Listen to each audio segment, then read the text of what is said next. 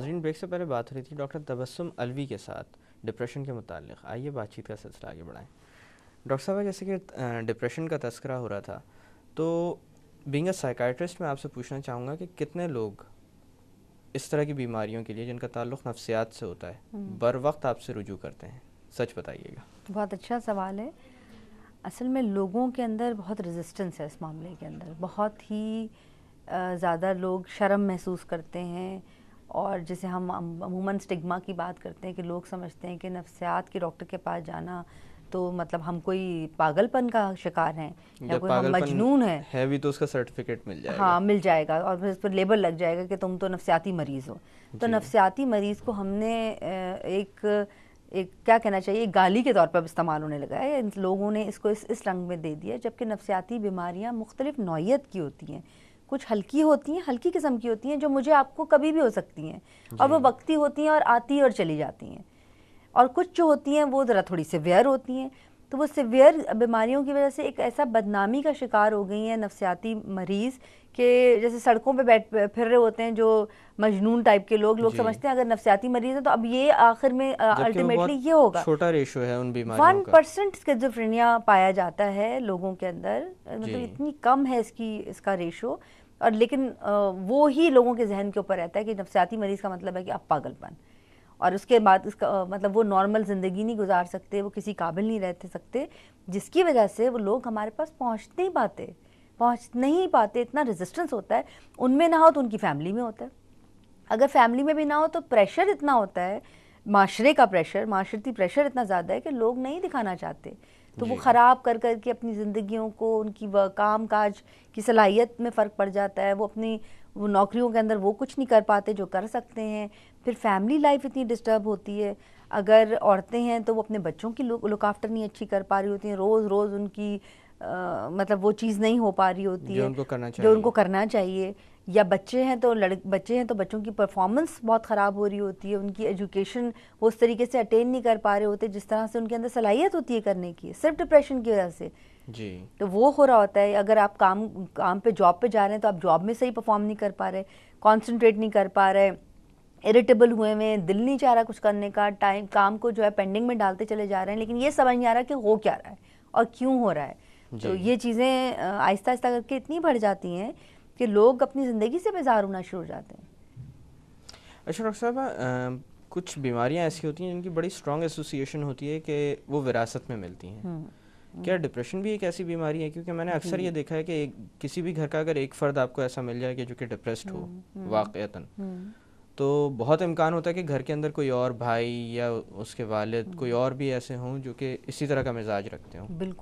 बिल्कुल ये ऐसी बीमारियों में से है जो विरासत में चल सकती हैं, लेकिन ज़रूरी नहीं है कि सब लोगों को विरासत में ही मिले। जैसे हम कहते हैं कि जेनेटिक फैक्टर की जब हम बात करते हैं तो ऐसा होता है 10% अगर कोई है तो फैमिली में चांसेस होते हैं 10% लोगों के अंदर ये डिप्रेशन पाया जाए, ये चीज़ हो सकती है। लेकिन एनवायरमेंटल फैक्टर्स भी हैं, वो उनको भी हम नेगेट नहीं कर सकते। बाज़ लोगों की फैमिली में नहीं होती लेकिन इतने शदीद स्ट्रेस में गुजरने की वजह से वो हो जाते हैं।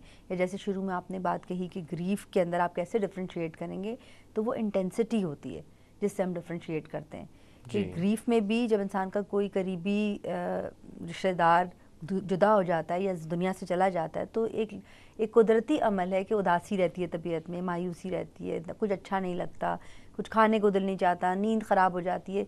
तो ये अलामात उससे गुज़रना बहुत ज़रूरी है और इसके लिए इलाज नहीं कराना होता।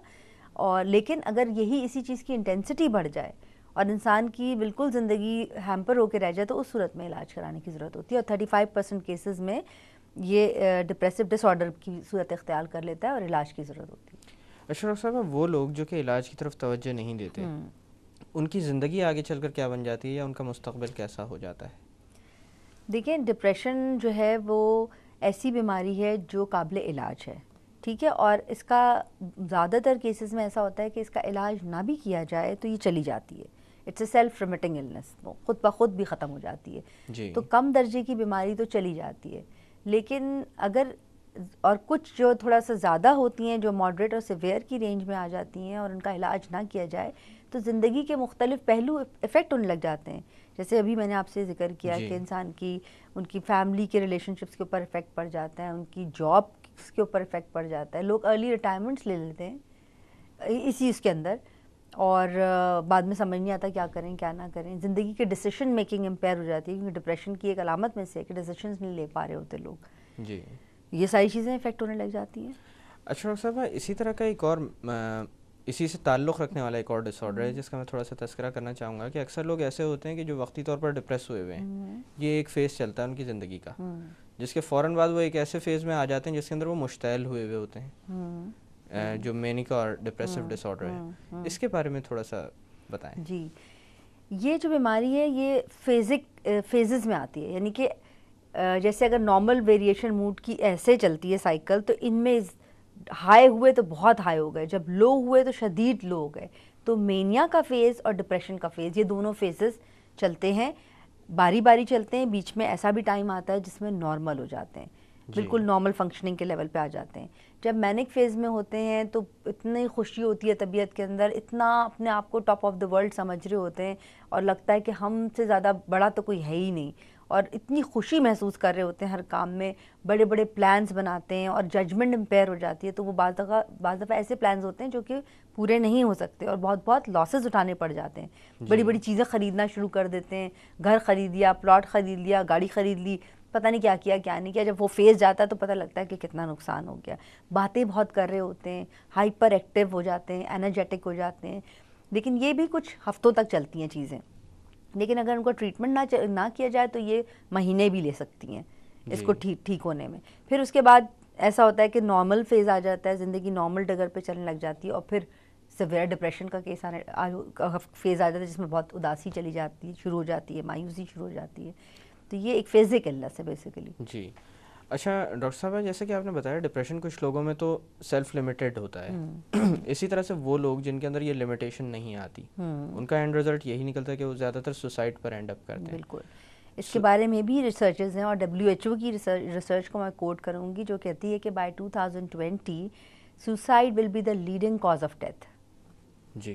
कि मतलब दुनिया में सबसे ज़्यादा जो लोगों की ज़िंदगी ख़त्म होगी वो सुसाइड से होगी, और उसके ज़्यादातर जो रीज़न्स है 95 to 96% केसेस में depression, untreated depressive disorder will be the cause of death, क्योंकि उसी की वजह से सुसाइड का रेट हाई होगा।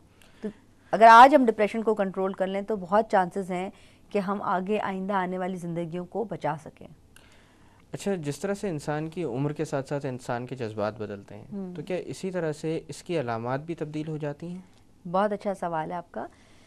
बिल्कुल ऐसा होता है बच्चों के अंदर और जवान लोगों के अंदर, जिसे हम एडोलेसेंस कहते हैं, उनके अंदर डिप्रेशन की अलामात कदर मुख्तलिफ होती हैं बड़ों के मुकाबले में।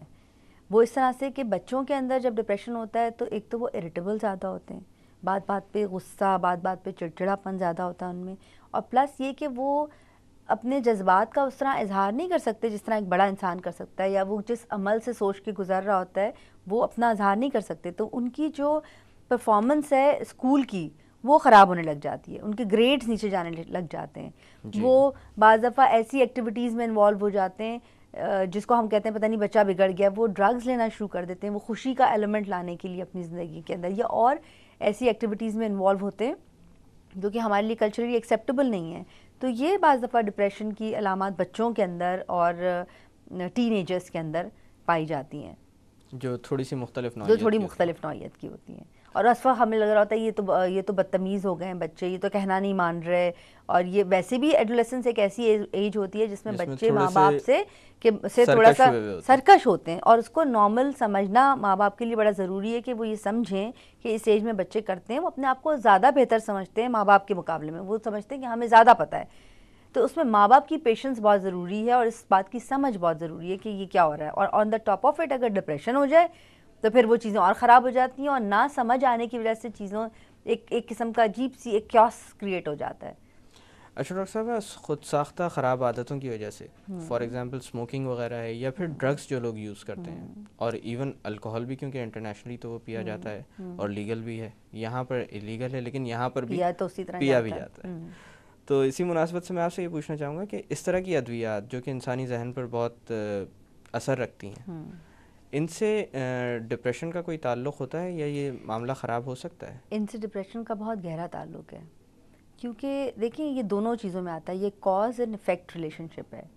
बाज़ दफ़ा जब लोगों के अंदर डिप्रेशन की अलामात पाई जाती हैं तो वो डिप्रेशन को दूर करने के लिए ड्रग्स लेते हैं, क्योंकि ये सब चीज़ें जो हैं, ये चर्स हो गई, अफीम हो गई, अल्कोहल हो गई, ये वक्ती तौर पे इंसान के अंदर एक खुशी पैदा करती है, यूफोरिया जिसे हम कहते हैं, वो यूफोरिक हो जाते हैं। और जो सबसे ज़्यादा हेरोइन में नज़र आता है, जो नज़र आता है कि एकदम से जो है ना तबीयत के अंदर खुशी और मगन हो जाते हैं और मज़ा आने लग जाता है, वो उस डिप्रेशन को अवॉइड करने के लिए ये इस तरह के नशे में पड़ जाते हैं, लेकिन उसकी ज़िंदगी पे क्या असरात होंगे इसका कुछ उनको नहीं पता होता। और प्लस ये कि जब ये चीज़ें ले रहे होते हैं तो उसकी वजह से भी डिप्रेशन हो जाता है, तो कॉज में भी डिप्रेशन है और इफ़ेक्ट में भी डिप्रेशन है। तो दोनों सूरतों में अगर हम डिप्रेशन को ट्रीट कर लें तो बहुत चांसेस हैं कि ड्रग अब्यूज़ कम हो जाए। अच्छा डॉक्टर साहब, क्या डिप्रेशन से बचना मुमकिन है? एक आम इंसान कोई ऐसे इक़दाम कर सकता है रोज़मर्रा की ज़िंदगी में कि वो डिप्रेस ना हो? देखिए, डिप्रेस ना हो, डिप्रेशन कोई ऐसी चीज़ नहीं है कि ना हो, मेरा ख्याल है कि होना ज़रूरी है। रोज़मर्रा की ज़िंदगी में 2-4 दिन 2-4 घंटे अगर डिप्रेशन हो जाए तो ये कोई बुराई की बात नहीं है। चलें, एबनॉर्मली डिप्रेस ना हो। एबनॉर्मल डिप्रेस ना हो, इसके लिए जो अच्छी चीज़ है वो ये है कि एक्सरसाइज, वॉक, ये ऐसी चीज़ें जो ज़िंदगी के अंदर आपके नॉर्मली जो आपकी जो एंडोर्फिन्स हैं उनको रिलीज़ करती हैं, और नॉर्मली इंसान जो है वो बेहतर रह सकता है अपनी ज़िंदगी के अंदर। फिर मसरूफ़ियात, हेल्दी मसरूफ़ियात बहुत ज़रूरी हैं। अमूमन आपने देखा होगा कि ख़वातीन एक एज में जाकर जो है वो बहुत इन चीज़ों का शिकार हो जाती हैं, और उनको अगर ज़िंदगी के अंदर नॉर्मल कोई ऐसी मसरूफ़ियात दे दी जाएँ तो उससे वो बहुत बेहतर हो सकती हैं। फिर ये कि इंसान की जो कोपिंग स्किल्स होती हैं, यानी कि कोई प्रॉब्लम आ गई है तो उससे सॉल्व करने की स्किल, या कोई इंसान के जज्बात है तो उनका इजहार सही वक्त पर सही जगह अगर कर दिया जाए तो बहुत चांसेस होते हैं कि चीज़ें बढ़े ना और पेंट अप ना हो जी, तो उससे बहुत बेहतरी आ जाती है। डॉक्टर साहब, यहाँ पे थोड़ी देर के लिए बातों का सिलसिला रोकते हैं जी। नाजरीन, वक्त हो एक छोटी सी कमर्शियल ब्रेक का। ब्रेक से वापस आकर डिप्रेशन के मुतालिक मज़ीद बात की जाएगी। Don't go anywhere.